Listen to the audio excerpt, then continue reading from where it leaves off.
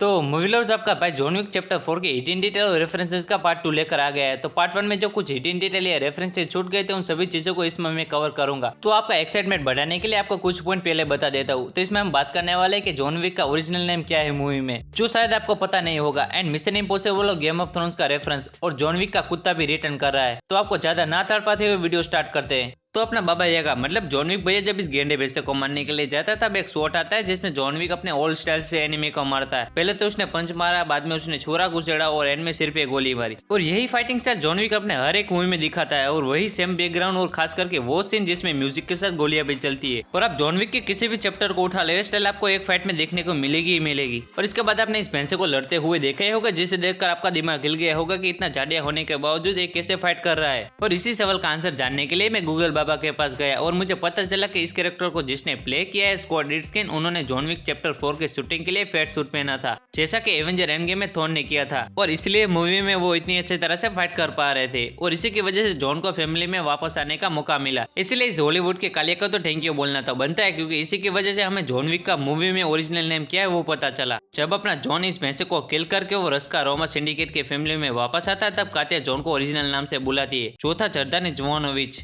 हाँ मैं जानता हूँ कि नाम थोड़ा वियर्ड है, लेकिन नाम तो नाम होता है। और आगे जब विंस्टन मार्किस को चुनौती का लेटर देने के लिए पेरिस के लोवर के अंदर जाता है तब हमें कई सारी पेंटिंग देखने को मिलती है जो जॉन विक की लाइफ के साथ कनेक्शन जोड़ती है। तो जब विंस्टन लोवर में एंटर करता है तब हमें Liberty Leading the People painting दिखती है जो 1830 में यूजिन डेलाक्रोस ने बनाई थी। और ये पेंटिंग उस टाइम पे डेमोक्रेसी और फ्रीडम का प्रतीक थी और ये पेंटिंग सिंबलाइज करती है कि लोग कैसे पावरफुल पीपल से बच सकते हैं। और यही पेंटिंग एक हिंट थी कि जॉन विक आगे कैसे हाई टेबल से बचता है। और बाद में जब विंस्टन लोवर को छोड़कर जा रहा होता है तब हमें उसके पीछे और एक पेंटिंग दिखती है जिसका नाम था रेफ्ट ऑफ द मेड्यूसा। और ये पेंटिंग थियोडोर गेरिकोल्ड ने 1880 और 1890 के टाइम पे क्रिएट की थी। और ये पेंटिंग इंसानों की हर तरह की इमोशन और सिचुएशन को दर्शाती है। जब विंस्टन और मार्क्यूस की कन्वर्सेशन चल रही होती है तब Winston the raft of the Medusa के पेंटिंग पर आकर रुक जाता है और ये हिंट थी कि आगे जाके जॉन विक के साथ क्या होने वाला है। उस कन्वर्सेशन में जॉन की डेथ के बारे में बात की जाती है और आगे जाके जॉन की डेथ दिखाई भी जाती है, लेकिन ऑडियंस को पता है कि जॉन की डेथ नहीं हुई है। और अब बात है मेरी सबसे फेवरेट डिटेल की, जो थी बैलेरिना मूवी का रेफरेंस, जो ज्यादातर जवान लौंडे इसी को देखने के लिए रुके होंगे कि कब मेरी एना डे आर्म्स की डिटेल आए और देखने को मिले। तो लोगों को ज्यादा ना तड़पाते इस डिटेल के बारे में बात करते हैं। तो जब मार्किस थिएटर में बैठकर अकेले बैलेरिना परफॉर्मेंस देख रहा होता है तब हमें एक लड़की दिखती है जो पोजीशन ऑफ पावर की साइन की तरह खड़ी होती है। और प्रोबेबली सभी लोगों का मानना है कि ये एना डे आर्म्स की बैलेरिना मूवी का रेफरेंस था और मे भी ये सही भी हो, क्योंकि जॉन विक 3 में सभी ने अपनी नंगी आंखों से देखा कि एसिस्टेंट्स को बैलेरिना डांस सिखाया जाता है। और इस एस्टैब्लिश किए गए आइडिया का फिर इसमें क्या काम हो सकता है, शायद यहाँ पे एसिस्टेंट्स को बैलेरिना डांस सिखाया जाता है। जो भी हो, लेकिन अपने एना डे आर्म्स रेगुलर दिखनी चाहिए। जॉन विक अपनी दुनिया में काफी सारी चीजों से प्यार करता है, जैसे कि उसकी वाइफ और डॉग, लेकिन उसकी पसंदीदा चीजों में एक मस्कुलर कार भी आती है। और जॉन विक 2 में जॉन की कार चोरी होने के बाद उसने चोर को क्या हाल किया था आपने देखा ही होगा। एंड जॉन विक 4 के फाइनल फाइट में भी जॉन एक मस्कुलर कार यूज करता है और उस कार के साथ जॉन ने जो फाइटिंग की उस लेवल की फाइटिंग सीन मैंने अभी तक नहीं देखे। जॉन विक चैप्टर 4 की फाइनल फाइट में हमें कई सारे एक्शन सीक्वेंसेस दिखाए जाते हैं जो मिशन इम्पॉसिबल फॉल आउट की याद दिला देते हैं। और मिशन इम्पॉसिबल और जॉन विक की फाइनल फाइट की लोकेशन भी सेम है। और हाँ, फाइनल फाइट में हमें गेम ऑफ थ्रोन्स का भी रेफरेंस मिलता है जिसकी इमेज मैंने स्क्रीन पे दे दी है, चाहो तो पोस्ट करके देख लेना। जॉन विक की सीरीज में डॉग का बहुत बड़ा इंपॉर्टेंस रहा है, क्योंकि जॉन विक की सीरीज एक डॉग की वजह से स्टार्ट हुई थी। और जॉन विक के चैप्टर 4 में भी जॉन प्रूव कर देता है कि वो कितना बड़ा डॉग लवर है, क्योंकि जब मिस्टर नोबडी को मारने का टाइम आया तब उसने नोबडी को मारने की जगह उसने चिड्डी को मार दिया,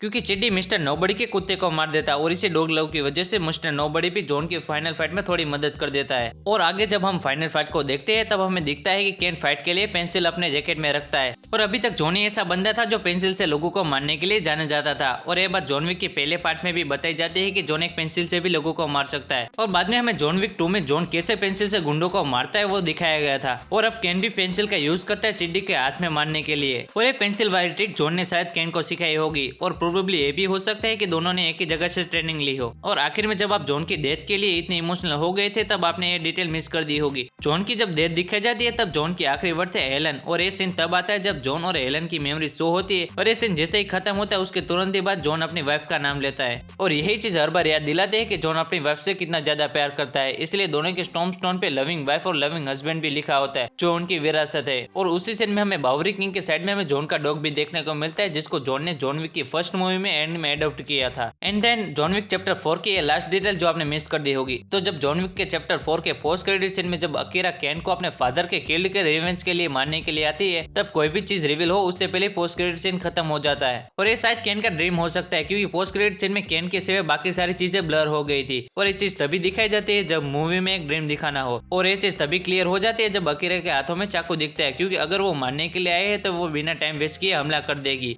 और हाँ भाई लोग, मैंने सारी हिडन डिटेल इन दोनों पार्ट में कवर कर ली है, तो अगर आपने इसका फर्स्ट पार्ट नहीं देखा तो हमारी इस राइट वाली वीडियो पे क्लिक करें और जॉन विक चैप्टर 4 का एक्सप्लेन वीडियो चाहिए तो हमारी इस लेफ्ट वाली वीडियो पे क्लिक करें। और इन द एंड हमारी इस वीडियो को लाइक और हमें इस चैनल को सब्सक्राइब करना ना भूलें।